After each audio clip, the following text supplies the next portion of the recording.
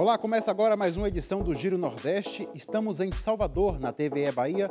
Você também pode acompanhar o programa nas emissoras parceiras em todos os estados da região Nordeste, em 2 estados do Sudeste, no Espírito Santo pela TV Educativa e em São Paulo pela TVT. E claro, por nossas redes sociais, YouTube, Facebook e Twitter. A nossa hashtag é Giro Nordeste. Sejam bem-vindas e bem-vindos. A grave situação da Amazônia é o tema do Giro Nordeste de hoje.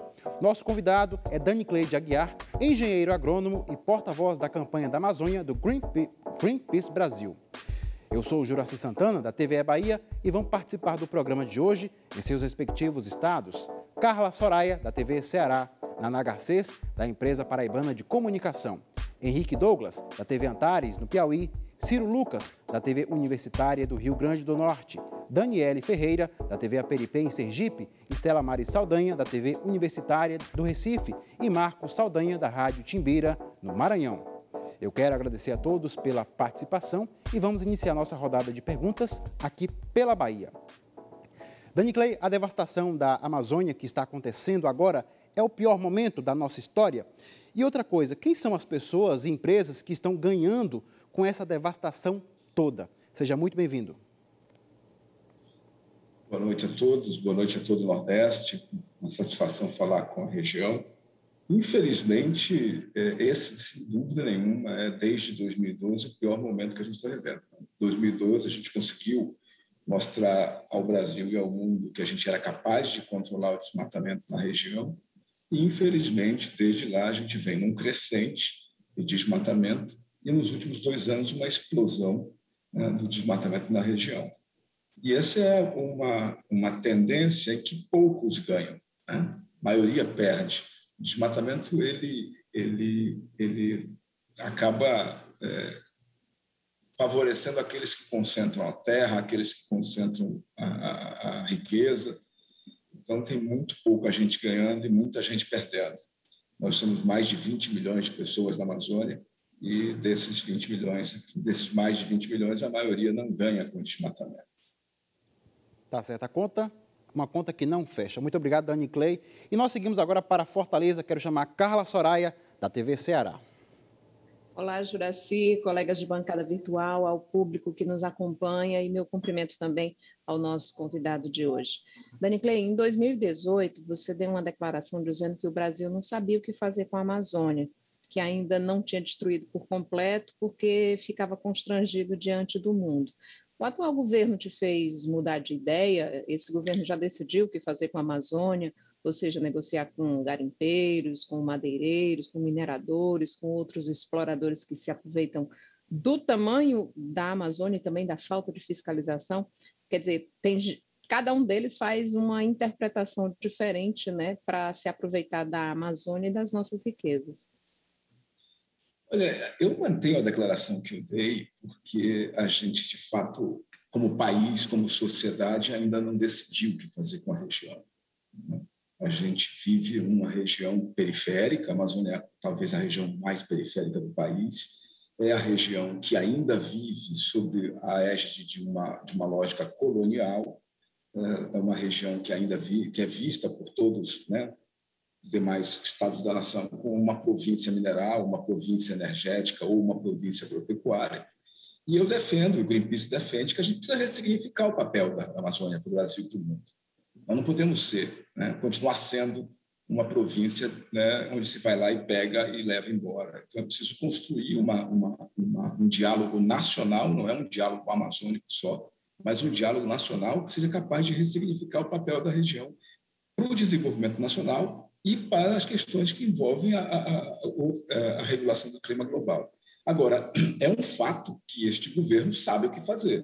Este governo tem um plano para a Amazônia, né? E o plano deste governo é incorporar a região, né, de forma de consolidar a incorporação da região no mercado global de commodities, seja ouro, seja grão, seja energia, seja minério. Então, infelizmente, esse é um governo que tem um plano que nós aqui no Greenpeace Brasil consideramos que é um plano ruim para a Amazônia. Eu sempre digo que a Amazônia precisa de um plano de desenvolvimento regional. Não é possível discutir o futuro da Amazônia sem discutir um plano de desenvolvimento regional. sem discutir ciência, tecnologia e inovação. Nós precisamos de um plano de ciência, tecnologia e inovação para dar este salto, né, para o futuro. Do contrário, a gente vai continuar consumindo a região tal como a gente fez, né, com a Mata Atlântica, que nós conseguimos consumir 88% da Mata Atlântica, né, desde do início do século XX. Então, é um desafio posto para a sociedade como um todo. Não é um desafio de um governo, de uma ONG, né, é um desafio da sociedade brasileira. A sociedade brasileira precisa, de uma vez por todas, colocar um fim na destruição desse bioma.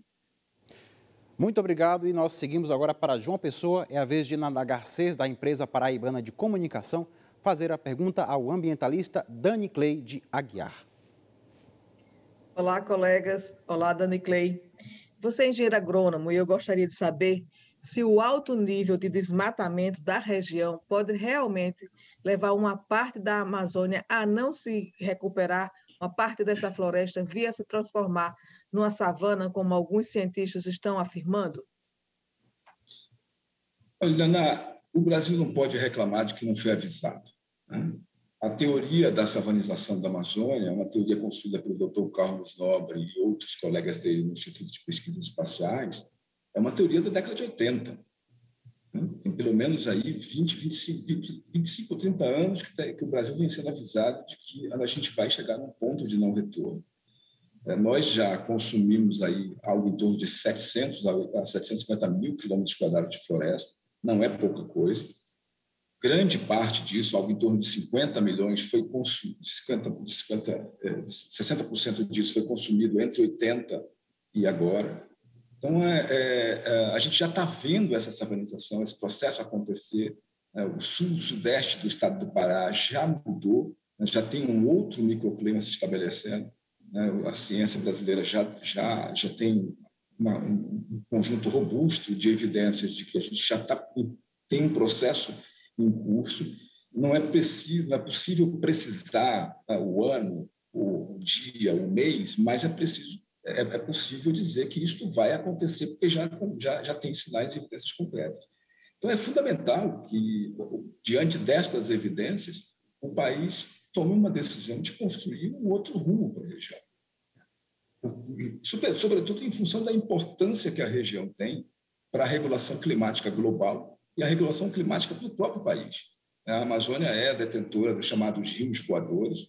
Boa parte das chuvas que se formam na Amazônia, que vem da massa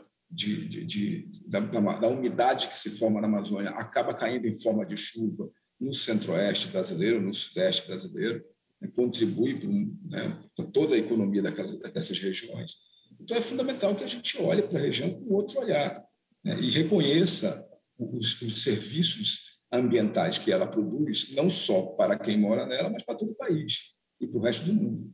Então, é crucial ouvir a ciência, né? E, infelizmente, esse é um governo que nega a ciência. Esse não é um governo que ouve a ciência. E a gente já viu o que acontece quando se nega a ciência, né? Temos várias experiências ao redor do mundo, no próprio país, né? Historicamente, a gente tem várias catástrofes, vários desastres que aconteceram em função desse negacionismo da ciência. Nós temos um dos melhores conjuntos de cientistas do mundo, somos um país desenvolvido no que tange a discussão de ciência, melhores institutos de ciência do mundo, institutos reconhecidos globalmente. Então, não é possível, é inadmissível que um governo de um país que tem um conjunto tão bom de cientistas não resolva não ouvi-los. Para nós, do Greenpeace Brasil, a ciência é que tem que reger e orientar toda a discussão da política ambiental brasileira, seja para o bioma amazônico, seja para os outros biomas. Assim como não é possível aceitar mais o desmatamento da Amazônia, também não é possível aceitar a destruição da Caatinga, da Mata Atlântica, do Pantanal, do Cerrado ou dos Pampas. É preciso ouvir a ciência e entender como conviver com esses biomas.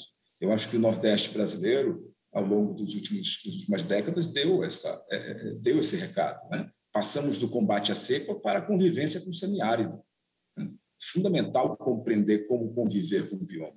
E esse é o desafio colocado para a Amazônia. Não tem outro caminho. O outro caminho é a destruição completa do bioma, como a gente fez, ou quase conseguiu fazer, com o bioma da Mata Atlântica. Obrigado mais uma vez, Danicley de Aguiar. Quem está assistindo ao Giro Nordeste pode fazer perguntas e comentários nas nossas redes sociais, YouTube, Facebook e Twitter. E vamos seguir para Teresina, capital do Piauí, onde está Henrique Douglas, da TV Antares. Saudações a todos da bancada, saudação ao nosso convidado, saudação a todos que estão acompanhando o programa em todo o Brasil, especialmente aqui em Teresina. Danicley, aqui no Nordeste, por muito tempo, a sociedade, as eleições, a forma das lideranças políticas, as políticas de Estado, inclusive, festas e comemorações e quase tudo que se referia ao desenvolvimento dos municípios viviam sob o jugo do coronelismo. No seu entendimento, o Brasil já se livrou dessa calamidade em forma de liderança que tem, claro, o autoritarismo e outras características difíceis de combater. E aí eu estou falando de latifundiários, grileiros. Eu gostaria que você fizesse uma análise sobre essa situação. Olha, Henrique, infelizmente essa é uma chaga aberta, né? O Brasil se desenvolveu, teoricamente, em cima do latifúndio, né? Nós somos um país que reconhece e que estimula o latifúndio. A nossa política agrícola, a nossa política agrária, infelizmente, ainda aceita conviver com o latifúndio.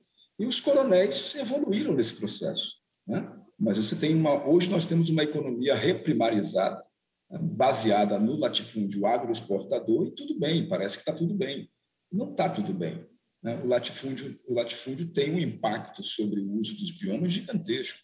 Então, é preciso rever a estrutura fundiária brasileira, coordenar uma política agrícola capaz de produzir alimento, de promover o desenvolvimento regional, sem necessariamente concentrar a terra e a renda. Infelizmente, a nossa política agrícola hoje ela é baseada na concentração da terra e da renda. Então, é fundamental que se faça uma discussão de revisão nessa política para que a gente consiga, de fato, promover o desenvolvimento regional a partir da desconcentração da riqueza e da terra. Sem isso, a gente vai só reproduzir o que a gente vem vendo no país desde as capitanias hereditárias. A invenção do latifúndio se dá dali. Então, é crucial que a gente reconheça que nós temos que romper com o latifúndio, é preciso romper com o latifúndio, é preciso rever essa ideia de que nós só vamos nos desenvolver com grandes plantações como eram. A gente saiu da cana, foi para o café, veio para o boi e está agora na soja. Se latifúndio fosse símbolo de desenvolvimento, a gente não tinha índices sociais tão ruins como a gente tem nas várias regiões que trabalharam com a cana historicamente, desde que o Brasil se constituiu como colônia de Portugal. Então, se o latifúndio fosse a solução do Brasil, a gente já era um país desenvolvido há muito tempo. E não é. Né? E os países desenvolvidos, né, que fazem parte especialmente do norte global, o latifúndio foi banido há muito tempo. Não é? O latifúndio é símbolo de atraso, ele não é símbolo de desenvolvimento. Então, acho que tem esse debate que tem que ser feito e tem que ser colocado para a sociedade brasileira. Não é possível que a gente continue aceitando conviver com o atraso que o latifúndio representa. Tá certo, e vamos seguir agora para Natal. Temos muitos assuntos para tratar com Danicley de Aguiar. Quero chamar agora Ciro Lucas, da TV Universitária do Rio Grande do Norte. Boa noite, Juraci. Boa noite, colegas. Danicley, esse governo parece ter uma política de desregulamentação total das instituições de proteção ao meio ambiente e está voltando a uma visão de mundo sobre a Amazônia lá de 40, 50 anos atrás, que o regime militar pensou para a Amazônia, né? Não me parece que esse governo vai mudar de opinião sobre como tratar a Amazônia ou mesmo outros biomas, como você bem falou, da questão do Cerrado, da Caatinga. Então, e os resultados disso a gente está vendo nos números de desmatamento, né? Possibilidade, inclusive, de afetar o regime de águas do país. Pensando na possibilidade de uma mudança de governo no próximo ano, quais seriam as prioridades de um novo governo para que o Brasil começasse a recuperar o patrimônio ambiental perdido e que propostas você gostaria de ouvir dos candidatos à presidência da República que estão se apresentando a partir desse ano e que teriam um real compromisso com o meio ambiente. Quais seriam as prioridades para reverter a situação que a gente vive hoje? Ciro, esse é um governo que decretou uma cruzada contra o meio ambiente. O meio ambiente virou o inimigo de tudo, o meio ambiente é o entrave de tudo. Não é verdade. Esse é um governo que propõe a desregulamentação da economia brasileira. Vai virar um vale-tudo. Está aí o desenho do projeto de lei, da Lei Geral do Licenciamento, que propõe aí uma desregulamentação pelo atacado. É fundamental a gente entender que não vai ser desregulamentando a proteção ao meio ambiente que nós vamos desenvolver nada. Pelo contrário, não tem como você desenvolver uma economia diferente se você queima o seu futuro. É o que nós estamos fazendo literalmente todos os anos na Amazônia. Estamos queimando o nosso futuro. Todos os anos você está queimando aí um pedaço do futuro. É fundamental romper com essa lógica de que o desmatamento promove desenvolvimento. Nunca promoveu. Se fosse verdade, toda a região que se constituiu, né, onde era a Mata Atlântica, tinha índices de desenvolvimento maravilhosos. O bioma da Mata Atlântica representa 72% da população, abrange 72% da população brasileira e 75% da economia. E nós destruímos quase tudo. É fundamental a gente entender aqui que é preciso conviver com a floresta. É preciso se envolver com a floresta. Os povos indígenas da Amazônia dizem isso. A gente não entende esse lance de se desenvolver. Para nós, é se envolver com a floresta. Então, qualquer novo governo que vier, ou mesmo esse governo, né, qualquer governo tem que aceitar o fato de que não é possível desenvolver esse país sem ciência, tecnologia e inovação. Nós não podemos mais continuar desindustrializando ou negando a tecnologia, né, para desenvolver o país. Não dá para desenvolver o país só produzindo matéria-prima, né, ou só exportando matéria-prima. Esse país não vai se desenvolver dessa maneira. Então, é fundamental investir em ciência, tecnologia e inovação, focado na conservação do meio ambiente. Né? Se a gente não pode tratar a questão ecológica como imóvel, a gente também não pode permitir que ela seja destruída sem qualquer diálogo com a ciência. Então, é fundamental ter um plano de ciência e tecnologia, né, no Brasil que leve em consideração o uso dos recursos naturais de uma maneira sustentável. Então, hoje, eu acho que se a gente conseguir trazer para o debate dos entes federativos a necessidade, né, de investir em ciência, tecnologia e inovação para a proteção do meio ambiente, é a grande conquista que a gente tem, a grande tarefa que a gente tem a conquistar. Sem ciência, tecnologia e inovação, a gente vai continuar conversando daqui a 50, 100 anos sobre esses problemas atuais, que são os mesmos problemas que a gente conversava nos anos 60, 70, 80. A minha geração, que é dos anos 70, né, a gente conviveu com a destruição, viu essa destruição mais de perto, mas esses problemas são crônicos, são problemas antigos do Brasil, muito em função da nossa incapacidade de produzir um plano de ciência, tecnologia e inovação que permita a convivência com a floresta, a convivência com os demais biomas do país. Então, o que eu espero, que o Greenpeace espera de qualquer governo, né, é que se trabalhe com ciência, né, tecnologia e inovação, que a gente consiga desenvolver um plano de ciência, tecnologia e inovação capaz de promover o desenvolvimento desse país sem comprometer, né, os seus recursos naturais. Obrigado mais uma vez, Dani Clay. A nossa hashtag para quem quiser fazer perguntas e comentários é Giro Nordeste. E nós vamos a Aracaju, capital de Sergipe. É o momento da pergunta de Daniele Ferreira, da TV Aperipê. Oi, querido. Boa noite a todos que estão acompanhando agora. A TV, amo essa TV, minha gente, amo. Sabe por quê? Porque dá essa oportunidade de falar sobre esses assuntos. Olha, Dani Clay, meu amigo também. Veja, desde os 13 anos eu me filiei ao Greenpeace, né? E eu sou apaixonada por esse trabalho de vocês e grata, porque eu sou descendente de índio, gosto de botar o pé na terra. Agora, tem uma questão muito importante que a gente precisa entender mais. De que forma o desmatamento afeta as terras indígenas? A gente sabe que hoje a gente tem se preocupado muito com agora.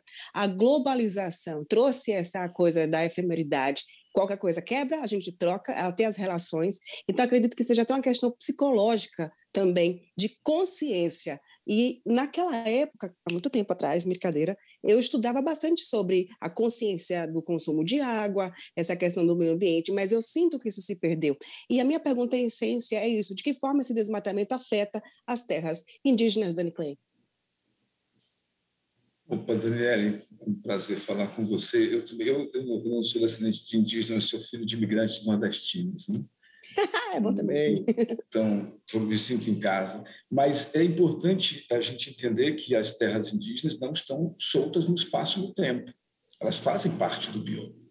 Se o bioma, né, se a gente compromete a reprodução dos ciclos, né, do ciclo hídrico, do ciclo de chuva do bioma, você também vai afetar naturalmente esses territórios. Esses territórios acabam virando ilhas dentro de um mar, de um deserto de desmatamento, produzido pelo desmatamento. Essas terras indígenas acabam virando ilhas. E elas vão sofrer uma série de efeitos, né? O efeito de borda, a quebra do ciclo de chuvas, todos os efeitos vão ser sentidos por essas terras indígenas. E é exatamente isso que os povos indígenas estão dizendo. Não adianta a gente conservar o nosso patrimônio ambiental, que está dentro do território, se fora dele tudo está sendo derrubado. Há um exemplo muito claro. O sul-sudeste do Pará, por exemplo, as terras indígenas dessa região, elas estão cercadas, envoltas no mar de desmatamento. E esse desmatamento tem pressionado para o interior da terra indígena. Por isso, nós temos visto vários casos, por exemplo, na Amazônia, de grilagem de terra indígena. E não é só na Amazônia. A gente tem visto isso em outros biomas. No Nordeste, isso também tem problema. A gente tem visto a luta gigantesca dos povos indígenas do Nordeste para conservar seus territórios, né, frente à especulação imobiliária, frente ao avanço da fronteira agrícola. Então, esses povos têm dado uma contribuição enorme para a conservação do bioma. O modo de vida dos povos indígenas, a relação que eles têm com o território é muito diferente da nossa. É importante os nossos ouvintes, telespectadores, entenderem isso.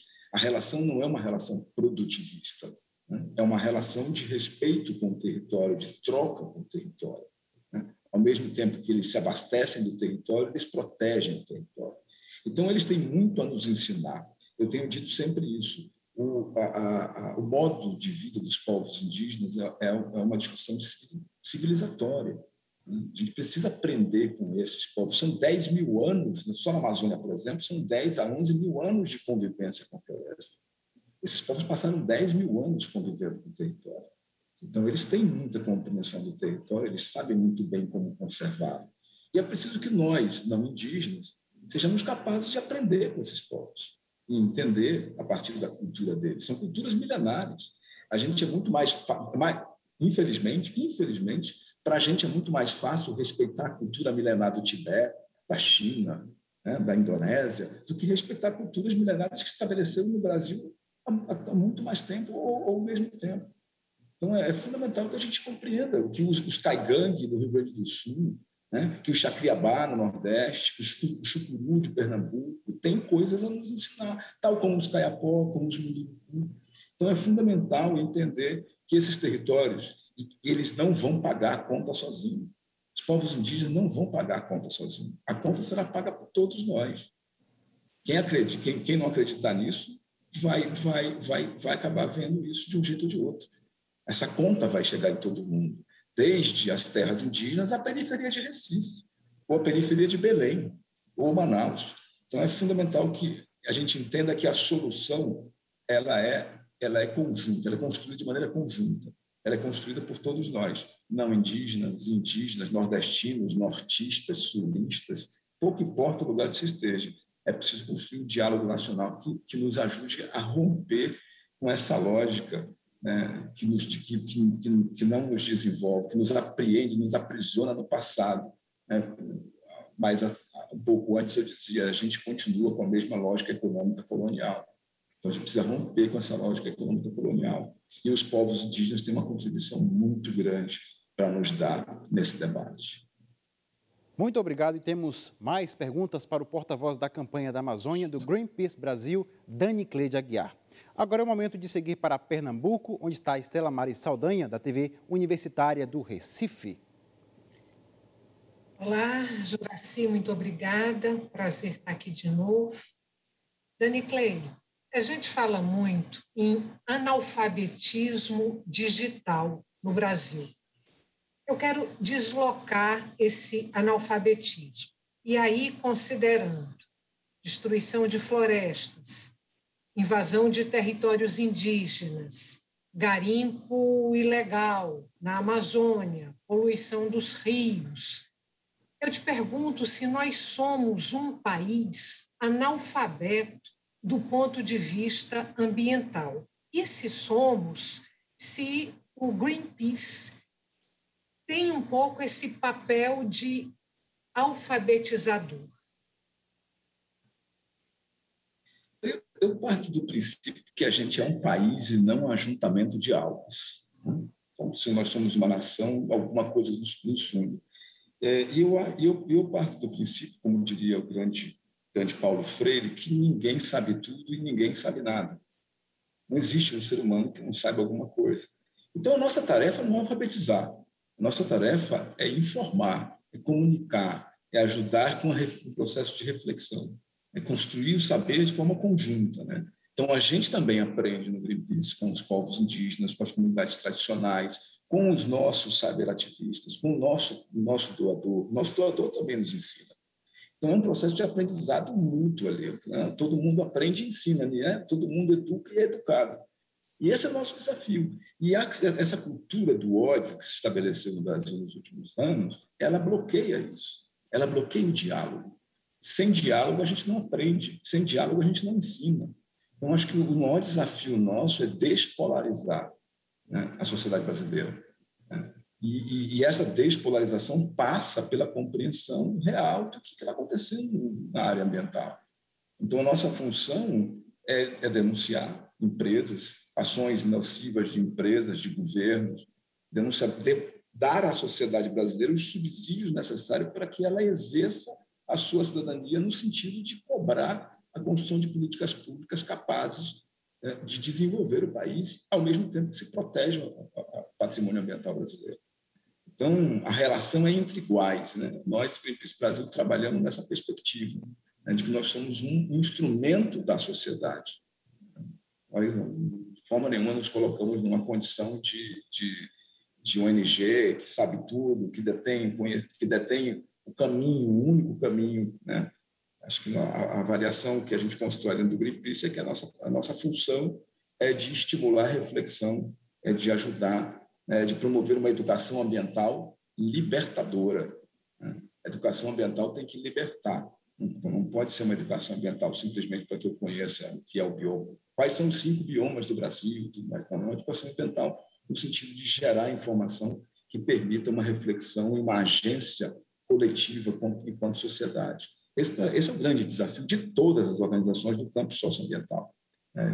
Eu sempre digo isso, o campo socioambiental, que é muito vasto e muito rico de organizações, é um campo que se desenvolveu no Brasil a partir dessa necessidade da educação, as pessoas saberem o que está acontecendo no seu entorno, elas se verem dentro do bioma, porque você pode estar dentro do bioma e não se enxergar dentro dele. Você pode estar na caatinga e não se enxergar dentro dele. É preciso que a gente compreenda que a caatinga não é uma coisa estática. A gente faz parte da caatinga, a gente faz parte da floresta.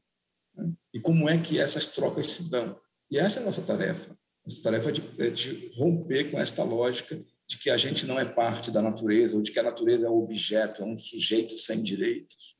Né? A nossa tarefa é mostrar que a gente é parte da natureza, de que a gente precisa compreender, né, como conviver com a natureza. Tá certo, muito obrigado. E nós vamos agora para São Luís, capital do Maranhão, para a participação de Marcos Saldanha, da Rádio Timbira. Olá, que prazer enorme compor essa bancada e esse time de nordestinos que fazem história já por aqui. Eu queria saber do Danicley o seguinte, eu vou insistir na questão da Estela Maris Saldanha, que ela trouxe sobre educação, viu, Danicley? Olha, Eco 92, nenhum legado nesse sentido. Eu lembro do PCN em ação, também ali na década de 90, os parâmetros curriculares falavam de meio ambiente, por exemplo, nenhum legado, mestrados, pós-graduação, também na área aí de ecologia. Será que a palavra ecologia e meio ambiente está se transformando em folclore no meio desse negacionismo todo?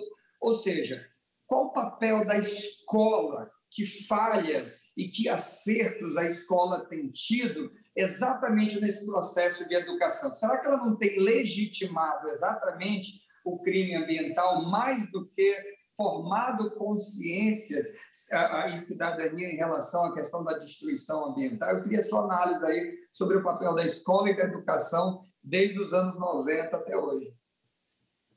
Nós não somos uma organização especializada na educação, porém acreditamos que a educação é o caminho.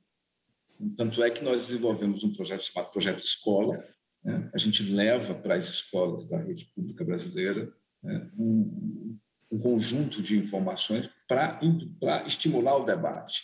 É preciso aprender desde criança, né, quais são as consequências de você tratar a natureza com desdém. Quais são as consequências do seu futuro? Porque isso impacta o seu futuro, né? Você está falando com jovens, com adolescentes que vão ter o futuro impactado. Então, a estratégia é conversar com quem de fato vai ter o futuro prejudicado. A sensibilizar essa geração, que é chamada geração millennium, sensibilizar essa geração é fundamental, é estratégico. E a gente tem feito isso, trabalhado nesse sentido, né? De levar para dentro das escolas brasileiras o debate da questão ambiental. Como fazer esse debate, como incidir politicamente, né, nessa discussão. Então, é importante que a gente olhe para a discussão da educação ambiental para além desse pacote que a gente teve. Assim, né, todos nós que temos essa idade aqui que nós temos, nós sabemos o que foi a educação ambiental. Né? Um pacotezinho, uma coisa tímida, com pouca reflexão, com pouca consciência política. A educação ambiental é muito mais do que saber qual o nome dos 5 biomas brasileiros. A educação ambiental é muito mais do que saber que floresta é importante, né, para a regulação do clima. A educação ambiental tem um componente muito importante na discussão econômica, inclusive, do Brasil. Mas eu acredito muito nessa discussão de que a escola, de fato, é um espaço de incidência política importante e que tem que ser trabalhada, né, por todos nós, seja por nós ou nas organizações do campo socioambiental, seja pelas organizações do campo indigenista, né? Essa aproximação com a natureza, ela é crucial. E aí a gente tem também, eu sou um otimista, viu, Marcos? Eu acho que a gente, como sociedade, avançou, né? Se você olhar para trás, 50, 60 anos atrás, a nossa relação com o meio ambiente no Brasil era completamente diferente. Hoje ela avançou. É lógico, tivemos um retrocesso, um revés aqui, né, nos últimos anos. Fato, né? Não dá para negar. Mas nós avançamos como sociedade. Eu acho que essa é a nossa tarefa, continuar avançando como sociedade. Não permitir que esse negacionismo, né, que essa cegueira política que se estabeleceu no país continue comprometendo os avanços que a gente teve. Nós temos um dos melhores conjuntos, um melhor marco legislativo de proteção ambiental do mundo. Isso é uma conquista da sociedade brasileira, isso não é uma dádiva de nenhum governo. O marco protetivo dos biomas brasileiros é uma conquista. A lei da Mata Atlântica é uma conquista da sociedade brasileira, né? O reconhecimento da Mata Atlântica e da Amazônia como patrimônio ambiental de todos os brasileiros, colocado na Constituição de 88, é conquista da sociedade, não é dádiva de nenhum político, de nenhum prefeito, de nenhum governador, de nenhum presidente. Fomos nós que construímos como sociedade. E eu tenho esse otimismo de que a sociedade brasileira haverá de superar esse momento, né, de cegueira política e esse negacionismo extremo, e haveremos de retomar a nossa rota, que é uma rota de convivência com os nossos biomas, de comprometimento com as gerações futuras em relação à proteção dos nossos recursos naturais. Obrigado, Dani Clay. E é hora da participação do público do Giro Nordeste. Ana Flávia Nóbrega enviou a seguinte pergunta: em uma sociedade mediatizada e conectada, a que se deve esse desconhecimento da realidade da região amazônica pelo restante do país? Flávia, a gente é uma sociedade hiperconectada hoje, né?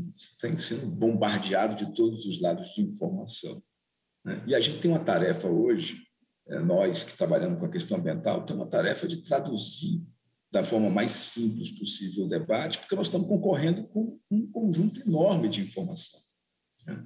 Então, hoje tem essa discussão que a gente precisa fazer, que é de construir, né, uma comunicação, né, mais rápida com a sociedade, né, e garantir que ela tenha acesso ao maior conjunto de informação possível. Então, assim, não é fácil, não é uma concorrência fácil. É difícil você concorrer com esse conjunto de informação que a gente recebe todo dia, das 6 da manhã, quando acorda, às 10 da noite, quando vai dormir. Então, nós que trabalhamos na luta, né, na defesa do meio ambiente, temos que nos reinventar todos os dias, né, no sentido da comunicação, de fazer com que a nossa comunicação, que a nossa mensagem consiga varar aí todo esse muro de informação que se constrói, inclusive as fake news, que infelizmente se espalharam, né, dentro do ambiente das redes sociais e que impedem as pessoas de enxergar muitas vezes a verdade, né? O sujeito fica brigando contra a realidade. Não, o desmatamento na Amazônia não é tão grande assim. Você tem lá 10 mil quilômetros quadrados de floresta, né, desmatada num ano, e o sujeito fica dizendo que isso é um número pequeno.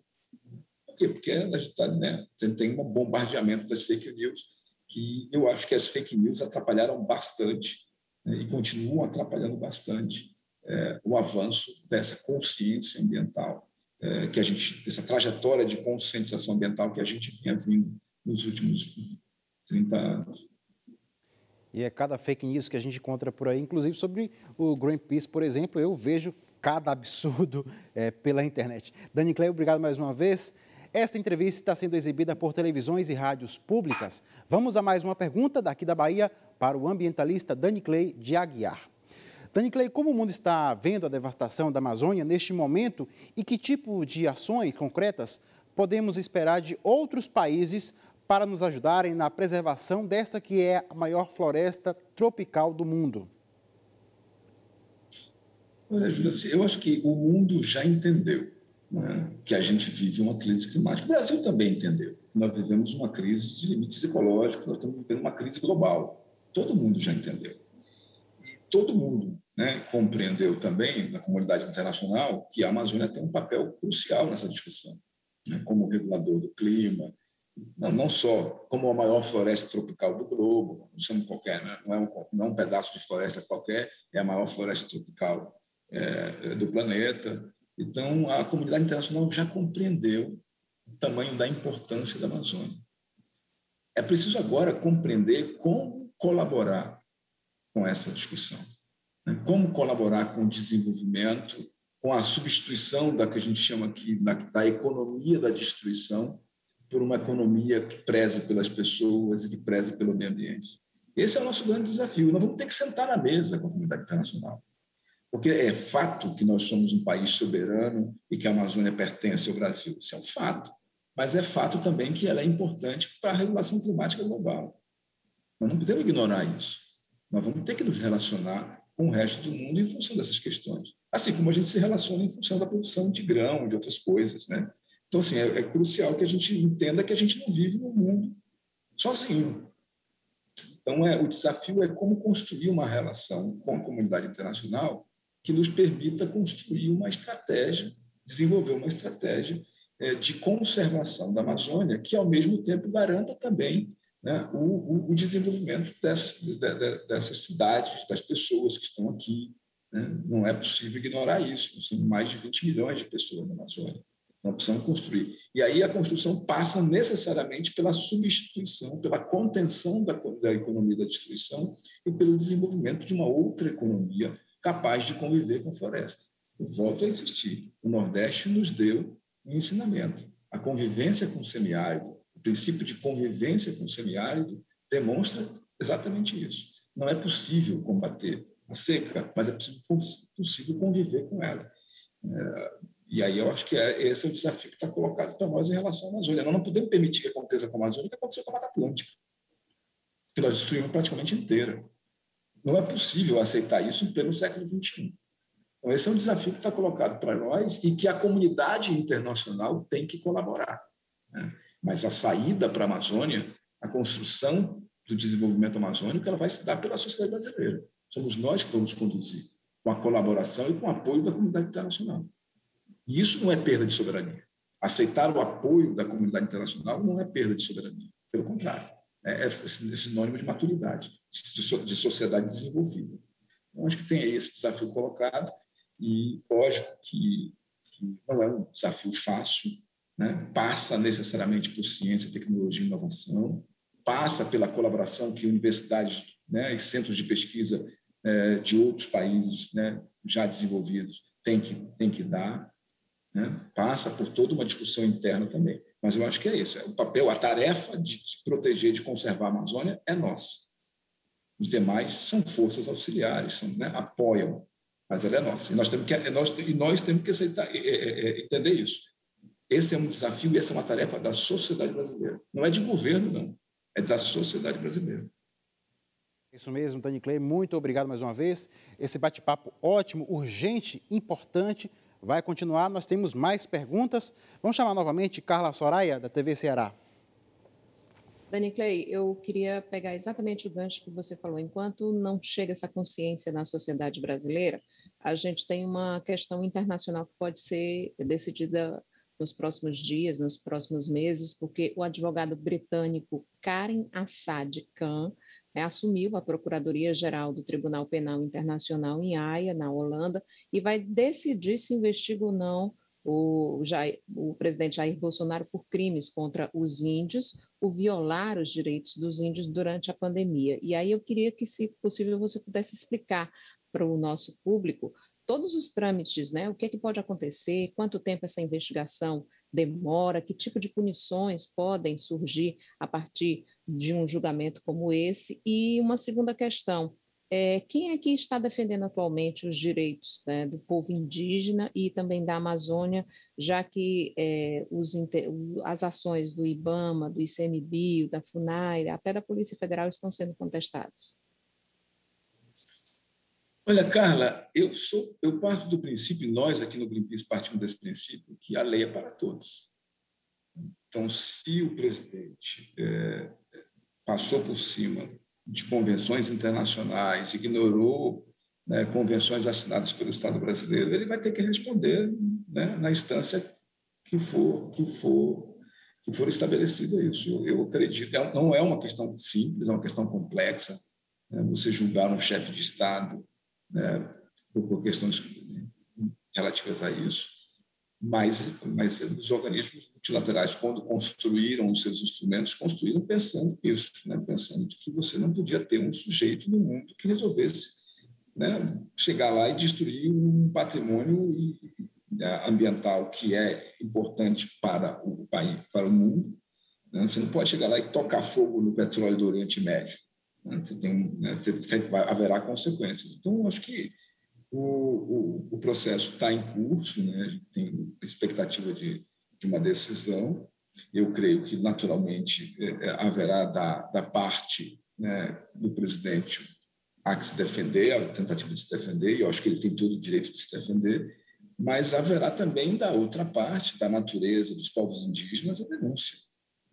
As organizações socioambientalistas do Brasil têm denunciado sistematicamente o avanço monstruoso do desmatamento, né, desde que o presidente assumiu.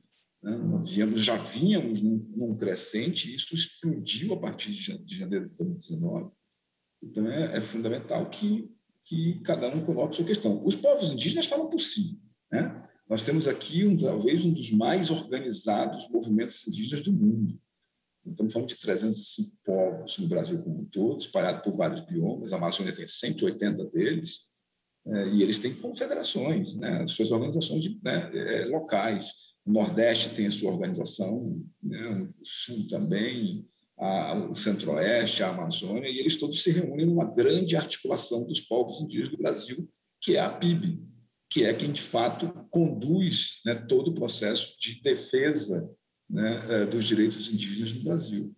E é um fato hoje que a gente também vive uma cruzada anti-indígena.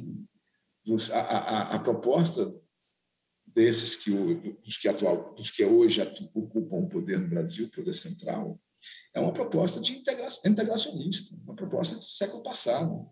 Não é possível que a gente não consiga respeitar os direitos indígenas invocando o atraso. Quem decide de como vive são os povos. Quem decide como querem viver são eles. Eles não são obrigados a viver conforme seus direitos, seus costumes e suas tradições. Eles têm o direito de viver conforme seus costumes e tradições. Eles não são obrigados a viver assim. A Constituição não diz que eles são obrigados. Então, há uma subversão da Constituição, da narrativa constitucional, uma tentativa de dizer que os indígenas brasileiros são obrigados a viver, sabe, sem desenvolvimento, sem tecnologia, o que é uma farsa também, porque os povos indígenas no Brasil já se inseriram na discussão tecnológica, muitos usam seus telefones, muitos usam computador, muitos deles estão nas universidades, são doutores, são mestres, são professores. Essa história de integrá-los à sociedade é uma balela do século passado, é uma tentativa, uma narrativa completamente anacrônica. E são povos que falam por si, nenhuma ONG fala pelos povos indígenas. Cada povo fala por si e falam através das suas representações, organizações de representação, que no caso aqui da Amazônia é a Confederação das Organizações Indígenas da Amazônia Brasileira, que reúne os 180 povos indígenas, e no caso do Brasil, nós estamos falando da articulação dos povos indígenas. Agora, é um fato que eles vivem talvez o pior momento da história recente do Brasil. Eles estão sob intenso ataque no campo legislativo. Nós acabamos de presenciar a tentativa de aprovação do PL 490, que simplesmente implode a possibilidade de reconhecimento das terras indígenas ainda não demarcadas. Nós estamos falando de mais de 800 terras. O passivo do Brasil com os povos indígenas é monstruoso. Nós temos mais de 800 terras a demarcar. E esse projeto de lei tenta aí criar dificuldade para reconhecimento dessas novas terras e pior, tenta diminuir as terras que já foram demarcadas. Então, assim, é um ataque frontal ao direito constitucional que eles obtiveram na Constituição de 88. Tem aí a invasão por garimpeiro, tiroteio em aldeia, crime organizado que se insere. Por mais que a Polícia Federal faça um esforço de investigar, ou que o IBAMA tente, há também, lógico, há um desmonte gigante desse marco protetivo e há, sobretudo, uma sensação de impunidade. A narrativa, a retórica do presidente estimula que os criminosos se sintam à vontade para invadir a terra indígena, para dar tiro em indígena. Não é só na Amazônia que isso está acontecendo. A gente está vendo isso no Mato Grosso do Sul, a gente já viu isso no Nordeste, isso se espalhou pelo Brasil inteiro. Então, é fundamental que a FUNAI, que devia proteger, e a função principal da FUNAI é promover e defender os direitos indígenas, é o órgão que está perseguindo o indígena. Nós vimos agora, ontem, 800 indígenas que protestam em Brasília serem recebidos a bala, com bala de borracha, com gás lacrimogêneo, na FUNAI, no órgão que devia promover e proteger seus direitos. Assim, nós vivemos um tempo estranho, muito estranho, e a sociedade brasileira não pode assistir a isso de maneira inerte, sem protestar. Os povos indígenas são, para nós, deram uma contribuição enorme para a nossa cultura e continuam dando. A cultura brasileira é do Nordeste ao sul do Brasil, influenciada pela cultura indígena. Não podemos negar isso. Diferentemente do que dizem alguns aí, nós não viemos de barco. Nós já estávamos aqui. A nossa sociedade tem as suas origens nos mais de 300 povos indígenas que habitavam nessa região, esse pedaço da América do Sul.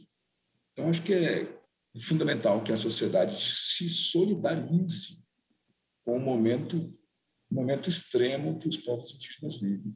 Se solidarizar com os povos indígenas é tarefa nossa de todos os dias. É inaceitável que a gente continue assistindo esse massacre que se estabeleceu sobre esses povos. Tem dificuldade, inclusive, com uma pandemia.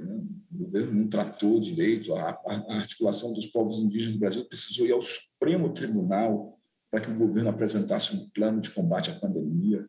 Assim, não é aceitável que esses povos que têm direitos ancestrais, né, sobre seus territórios sejam tratados como marginais dentro da sociedade brasileira. Acho que a gente precisa reagir e reagir com força a essa lógica integracionista que o governo propõe para os povos indígenas do Brasil.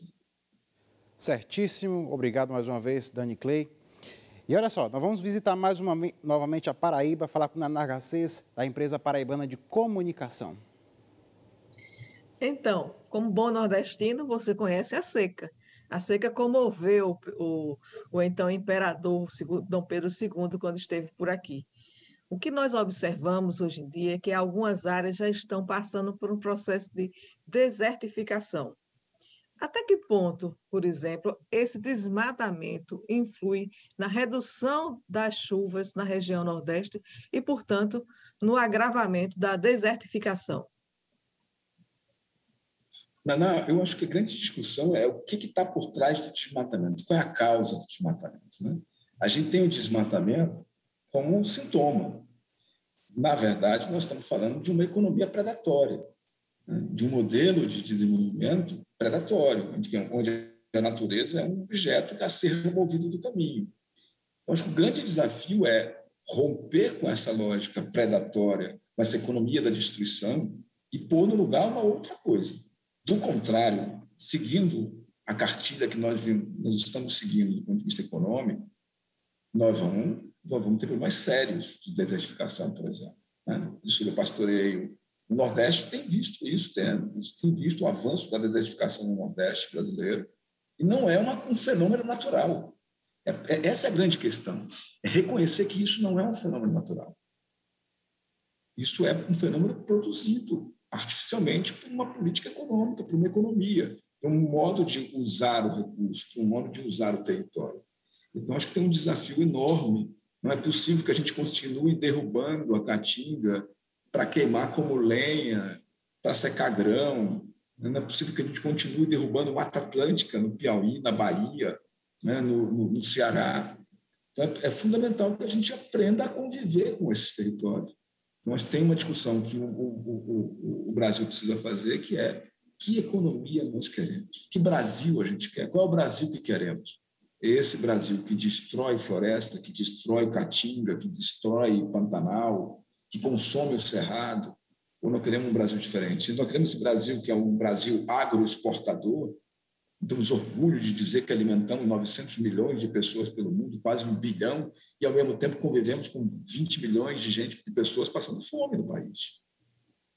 Como é que você pode alimentar 900 milhões de pessoas fora das suas fronteiras e conviver com 20 milhões passando fome dentro das suas fronteiras? Essa é a economia que a gente tem. A economia que perpetua a pobreza, que promove a pobreza, né? Então, assim, romper com essa economia é a tarefa principal do curtíssimo prazo. Do contrário, nós vamos ver o avanço da desertificação, nós vamos ver o avanço do desmatamento, vamos ver o avanço das secas, da perda da matriz hídrica. Não temos... ninguém imaginava, por exemplo, a perda de rios, né, na Amazônia. Estão perdendo, alguns rios menores estão se secando, estão se oriando. Isso é fruto dessa política que suprime, né, floresta e destrói o bioma.